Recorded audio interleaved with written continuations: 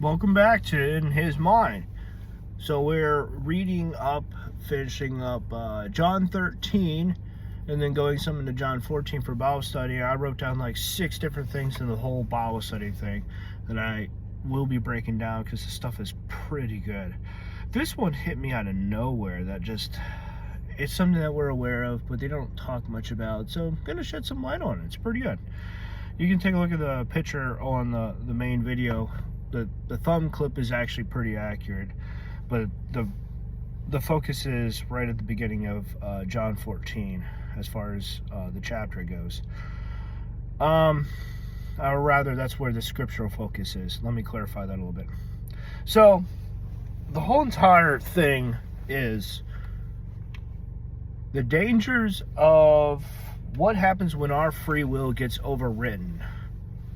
As you're aware of, propaganda and brainwashing, and there's a lot of things out there that will try to change your focus, change your direction.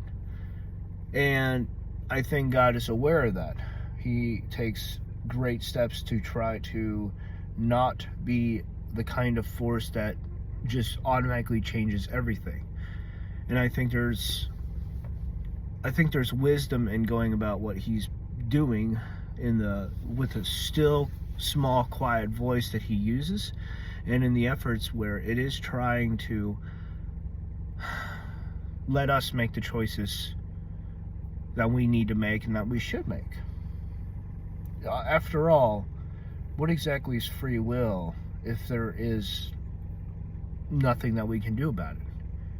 It in itself changes. It's no longer ours. It would be his will. That being said, the context and what I'm thinking about right now is earlier on with some of those things. Some parts where this popped up on was about depression and anger, and as I pointed out in these verses here,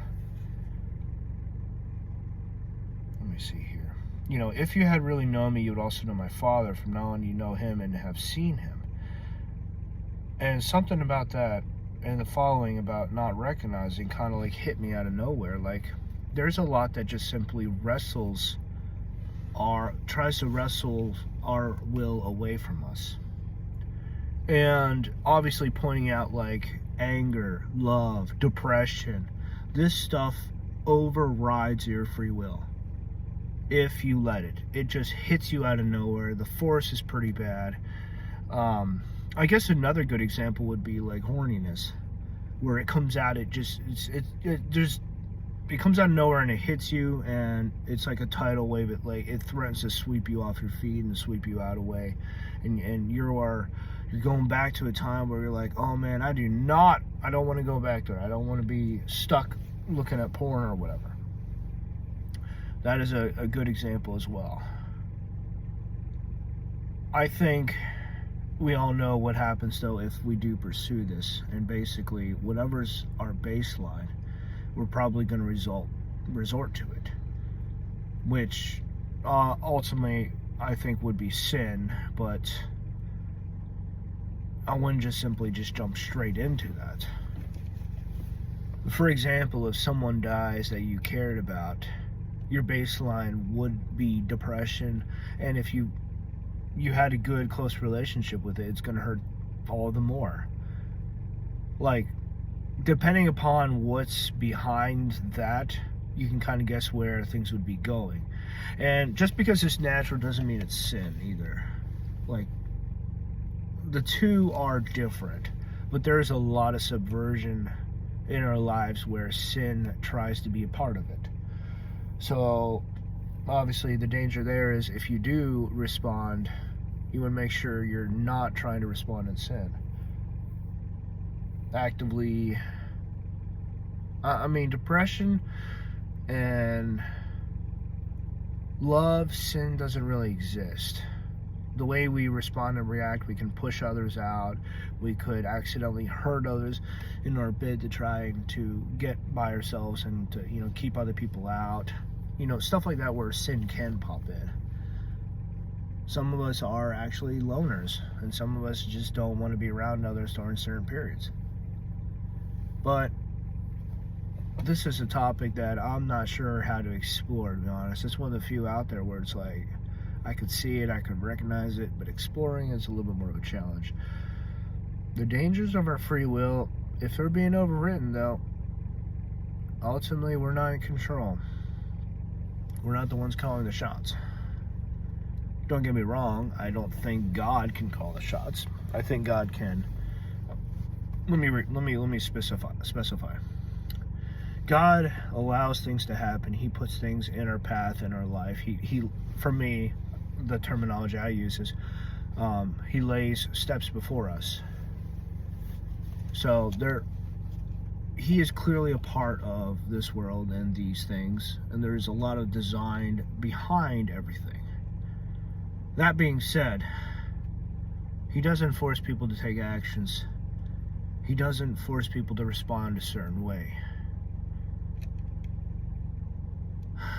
There's a lot that simply wants control. And ironically, God doesn't want control. He wants relationships. That can't happen if our free will is actually taken over and if it's, incidentally given away to someone else. Now, trust is something that can be earned, and there can be trust with the right people.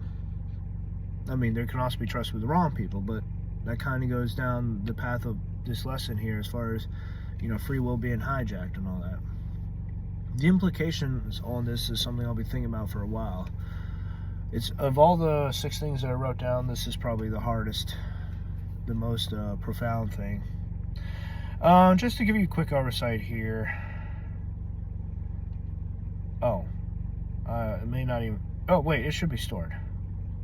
Let's see if it's stored here. Okay. Where are we at?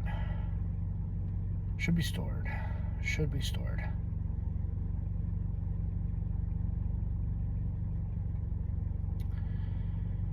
Six things. This is at the end of the video here, but yeah, terrorists versus believers, faith versus fanaticism. Another question that's very broad, but why are we here? God's will versus our will, the dangers of having our free will overridden. This video right here. KISS, keep it simple, stupid. Having things be simple can cover everything. A really interesting concept, unique. Also, it does have biblical applications. And this is something about modern relationships meeting biblical relationships, and the focus is on respect, and there's some stuff here that I'll write down and I'll look into, and I'll see if there's anything else. The idea there is simply having a lasting relationship, because Hollywood relationships don't seem to last. There's like 3 or 4 couples who are still married from their Hollywood, but it's likely that they're Christians.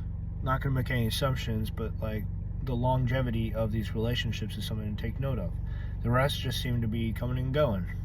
The last one is pretty cool. I'll do some mixing, matching of videos. Every miracle requires a sacrifice. That's going to hit you hard when you hear